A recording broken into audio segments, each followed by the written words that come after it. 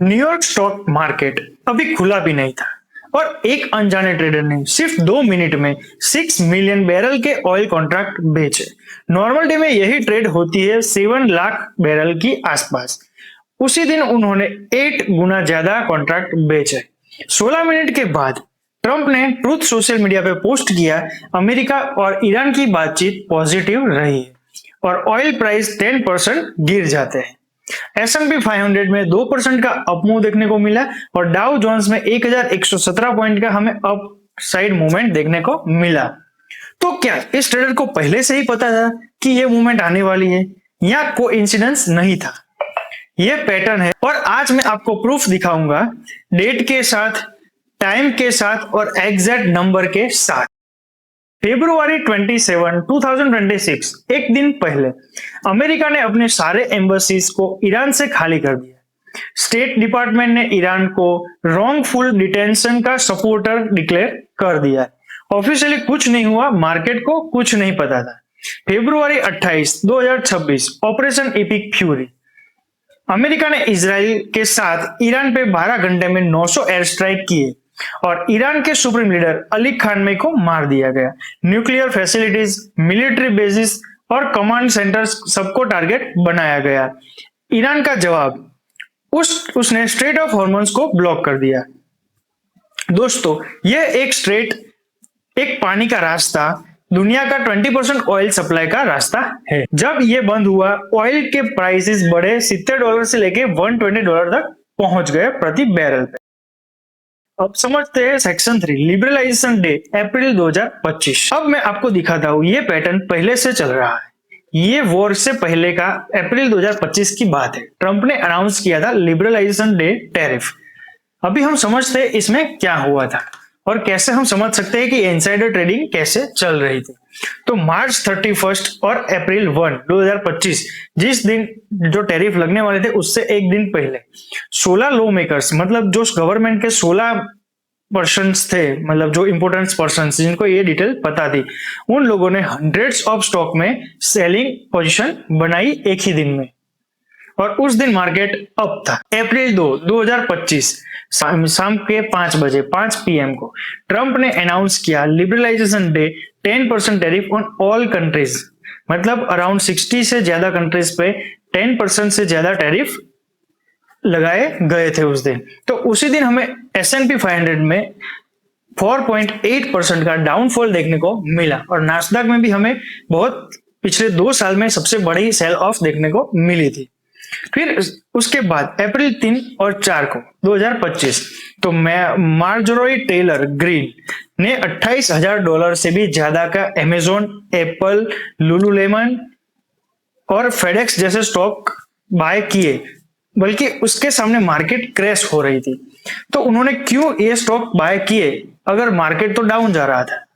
फिर अप्रैल 7, 2025, Kevin bye ने उसने $5 मिलियन का स्टॉक्स बाय किए सेम डे पे, मतलब 7 तारीख को उन्होंने $5 मिलियन के स्टॉक्स बाय किए। पर उसके सामने हम बात करें S&P 500, तो हमें डाउन ट्रेंड दिखा रहा था, मतलब S&P 500 में डाउनफॉल देखने को मिल रहा था।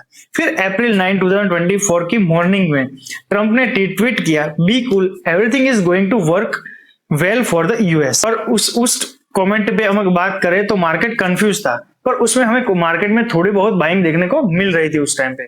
और उसी दिन 9 अप्रैल 2025 को दोपहर को 1:18 पे ट्रंप ने अनाउंस किया कि 90 डेज के लिए वो सारे टैरिफ को स्टेबल, मतलब स्टॉप कर दिया गया है।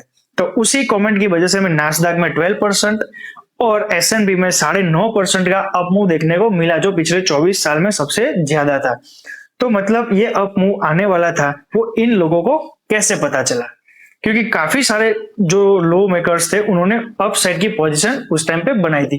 पहले लो से डाउन साइड की पोजीशन बनाई, फिर ट्रंप ने ट्वीट किया कि हम 60 नेशंस पे टैरिफ लगाएंगे, फिर मार्केट डाउन हुआ और वही लो मेकर्स में से काफी लोगों ने अपसाइड की पोजीशन बनाई और हमें 9 अप्रैल को एक अच्छा बड़ा अप मूव देखने को मिला। मतलब इन लोगों को कैसे पता चला? तो वॉल स्ट्रीट जर्नल ने काउंट किया कि अप्रैल 2 से लेके अप्रैल 8 के बीच में, यानी जब मार्केट गिर रहा था, लो मेकर्स ने 700 से ज्यादा स्टॉक में अपने ट्रेड्स अपसाइड की पोजीशन बनाई थी।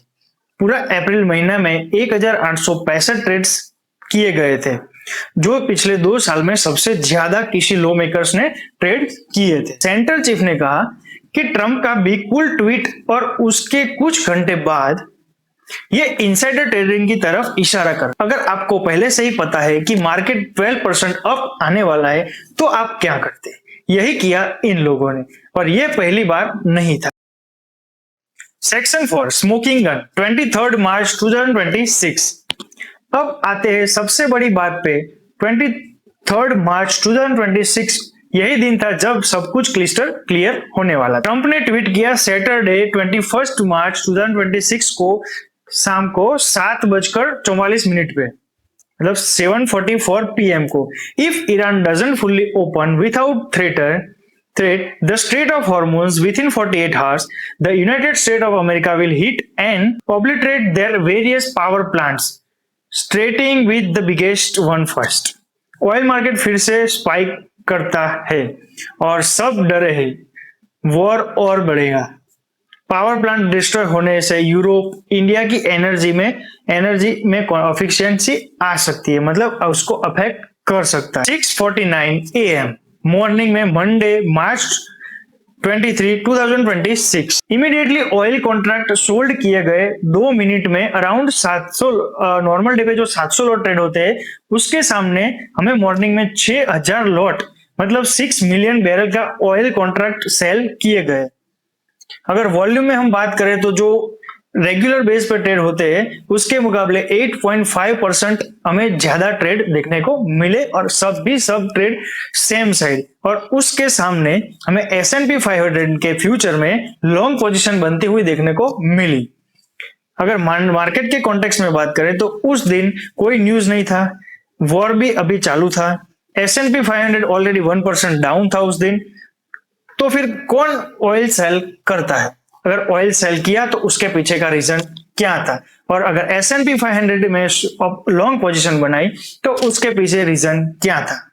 और तुरंत 16 मिनट के बाद ट्रंप पोस्ट करते हैं 7:05 AM को मॉर्निंग में, और उसी के साथ हमें ऑयल में 10% का लोअर सर्किट और S&P 500 में अपर साइड का मूव देखने को मिला। मतलब ये किसी को पहले से ही पता था कि ये होने वाला है। रिची टोरेस का रिएक्शन 8 अप्रैल 2026 को कांग्रेसमैन टोरेस ने ट्वीट पे लिखा, कौन सा ट्रेडर $90 प्रति बैरल वाले ऑयल पर बिलियन का शॉर्ट पोजीशन लेगा सिर्फ 15 मिनट पहले, और बिना कोई न्यूज के? इसका सिर्फ एक ही जवाब है, इनसाइडर ट्रेडर। कोई और एक्सप्लेनेशन स्टैटिस्टिकली इम्पॉसिबल है। ये मेरा पॉइंट नहीं है, ये यूएस के एक रिस्पेक्टेड चीफ का स्टेटमेंट था। उन्होंने SEC और CFTC को लेटर लिखा और फॉर्मल इन्वेस्टिगेशन करने के लिए डिमांड की। उसके अलावा अगर बात करें हमें पॉली मार्केट में प्रिडिक्शन मार्केट टू एविडेंस, तो पॉली मार्केट में भी हमें एक मूव देखने को मिला था उस टाइम पे। मार्च 23 की सुबह ईरान सीज फायर होगा, उस पे जो एक रेट चल रहा था, मतलब जो 6:30 AM की बात करें तो उसमें हमें 20% का रेट देखने को मिल रहा था, मतलब कि 20% चांस है यूएस ईरान के सीज फायर होने के। जो 6:49 से लेके 6:51 AM के बीच में हमें 50% का देखने को मिला था, और 7:05 को जब ट्रंप का ट्वीट आता है उस टाइम पे हमें 65% के चांसेस देखने को मिले। मतलब 6:30 से लेके 6:49 तक 20% चांस थे, वो 6:49 और 6:51 के बीच में 50% कैसे हुए? तो ये भी एक इनसाइडर ट्रेडिंग होने के चांसेस दिखा रहा है। और इन पॉली मार्केट अकाउंट्स के बारे में जाने तो NBC न्यूज के रिपोर्ट के मुताबिक इसमें से ज्यादातर अकाउंट नए थे और वेरीफाइड भी नहीं थे। और उसके बाद ये सब सवाल जब उठने लगे तब व्हाइट हाउस का रिएक्शन आया। उन्होंने 24 मार्च 2026 को एक लीगल नोटिस जारी किया और लिखा कि व्हाइट हाउस मैनेजमेंट ऑफिस ने पूरे स्टाफ को ईमेल किया, प्रेसिडेंट ने क्लिस्टर क्लियर कर दिया है कि गवर्नमेंट ऑफिशियल्स को नॉन पब्लिक इंफॉर्मेशन से फाइनेंशियल बेनिफिट नहीं लेना चाहिए। मतलब कि यूएस गवर्नमेंट की ऑफिस ने सभी एम्प्लॉइज को ऐसा मेल किया कि आपको ये सारी चीज के बेनिफिट नहीं लेने चाहिए। मतलब कि कुछ इनसाइडर चल रहा था जिसको स्टॉप करने के लिए ये ईमेल्स किए गए थे। और ये ईमेल क्यों भेजे गए ये भी एक गलत साइड वार्निंग दे रहा है। Section 5 complete master timeline. अब मैं आपको पूरा टाइमलाइन दिखाता हूँ, एक जगह डेट के साथ, टाइम के साथ और एग्जैक्ट मार्केट मूव के साथ। ये डेटा पब्लिकली अवेलेबल है, ये मेरा खुद का बनाया हुआ नहीं है। ये Bloomberg, CME group, congressional filing, NBC, Fortune और AI जजीरा सब पे इसके वीडियो के साथ डिस्क्रिप्शन अवेलेबल है। और ये सब जहां से मैंने डेटा लिया है वो सारी साइट्स के नेम्स मेरे डिस्क्रिप्शन में, वीडियो के डिस्क्रिप्शन में डाल दूंगा। अगर आपको वेरीफाई करना है तो आप वहां से कर सकते हो। अभी हम जानते हैं 21 मार्च 2025 लिबरेशन डे, जो हमने आगे वीडियो में देखा कि 16 लॉ मेकर्स ने उस पर सिंगल डाउन साइड पोजिशन बनाई थी और उसके बाद हमें मार्केट में जो टैरिफ का अनाउंसमेंट देखने को मिला और उसके वजह से मार्केट जो डाउनफॉल देखने को मिला था उससे उन लोगों ने प्रॉफिट कमाया। तो ये सस्पिशियस था, तो हाँ था। उसके बाद अप्रैल 2025 को 5 PM ट्रंप ने जो अनाउंस किया कि हम 10% टैरिफ लगा रहे हैं, तो उससे हमें जो S&P 500 में 4.8% का डाउनफॉल देखने को मिला और नास्डैक में भी हमें 4 ईयर में पिछले 4 साल में जो वर्स्ट डाउनफॉल देखने को मिला था उसके हिसाब से वो लोगों ने प्रॉफिट कमाया था। अप्रैल 7 2025 मतलब ये 25 की बात है, जो 10 लो मेकर्स थे उसमें से उन्होंने फिर से वहां से अपसाइड की पोजीशन बनाई। जो केविन हैन थे उन्होंने $5 मिलियन की बाइंग की थी उस टाइम पे। तो वो उस टाइम पे S&P 500 कंटिन्यूअस फॉलिंग साइड था, फिर भी ये लोगों ने अपसाइड की पोजीशन बनाई थी। मतलब ये भी एक इनसाइडर ट्रेडिंग का और इशारा करता है। उसके बाद अगर बात करें 9 अप्रैल 2025 की मॉर्निंग में, तो ट्रंप ने बी कूल वाला जो ट्वीट किया और उसके बाद हमें मार्केट में उस टाइम पे कोई वॉलेटिलिटी देखने को नहीं मिली थी, सिर्फ बाइंग साइड की थोड़ी पोजीशन बनती हुई देखने को मिली थी। और उसी दिन 9 अप्रैल 2025 को दोपहर को 1:18 पे जब ट्रंप ने अनाउंस किया कि हम जो 90 डेज के लिए वो 10% वाले टैरिफ को स्टॉप करेंगे, मतलब वो इंप्लीमेंट नहीं करेंगे, तो उसी तुरंत हमें नास्डैक में 12% का और S&P 500 में 9.5% का हमें अप मूव देखने को मिला था। वो अप मूव इवेंट की वजह से था, पर ये लोगों को पता था कि क्या होने वाला है।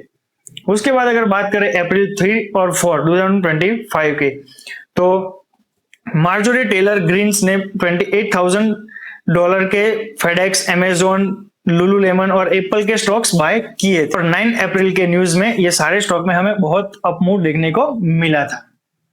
फिर फरवरी 27 2026 वॉर के एक दिन पहले US एम्बेसी से सभी लोगों को हटाया गया और ईरान पे रॉन्गफुल डिटेंशन, मार्केट अनवेयर का इंजाम लगाया गया।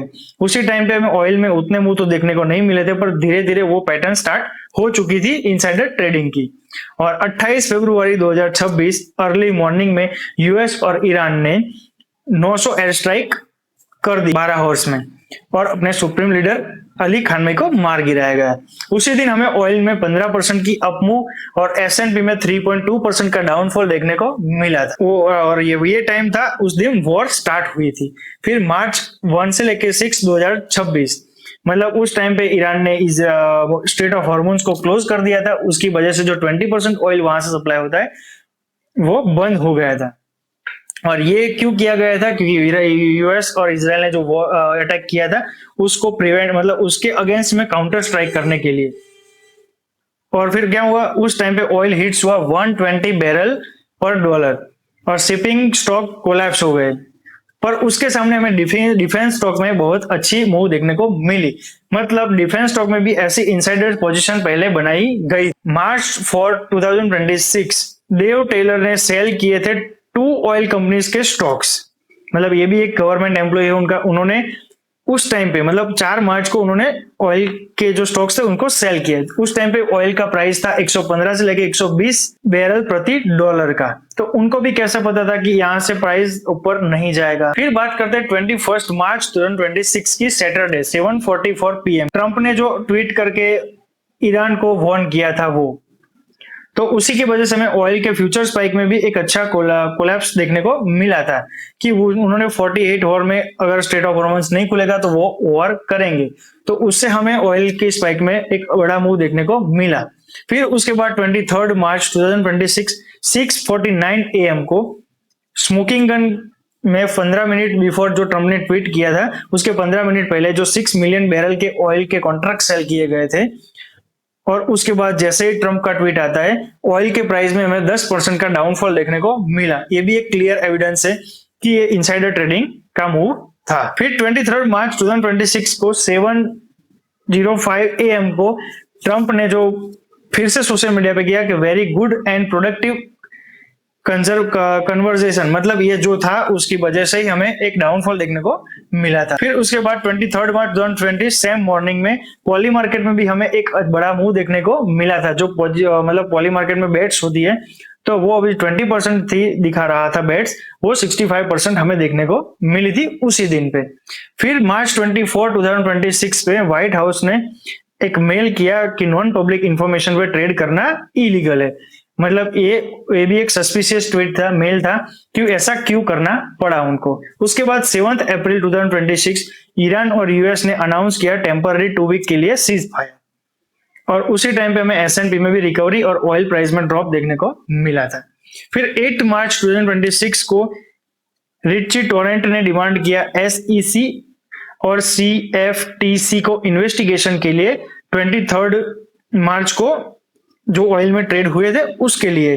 तो उसके बाद हमें यह देखने को मिला कि जो 36 लॉयर थे उसको रिमूव करके सिर्फ 2 ही लॉयर उसके लिए अलोकेट किए गए। तो ये सब देख के आप लोग सोचेंगे कि एसईसी कहाँ है, सीएफटीसी कहाँ है, सीबीआई मतलब यूएस का डीओजे कहाँ है, मतलब इसके लिए कोई लॉ नहीं बनाया गया है, या फिर क्या हो रहा है यहाँ पे, क्यों कोई एक्शन नहीं लिया जाए। अगर बात करें इंडिया को क्या फर्क पड़ता है, तो ये सिर्फ अमेरिका की इंटरनल पॉलिसी नहीं है, ये हमारे पैसों का भी इफेक्ट करता है।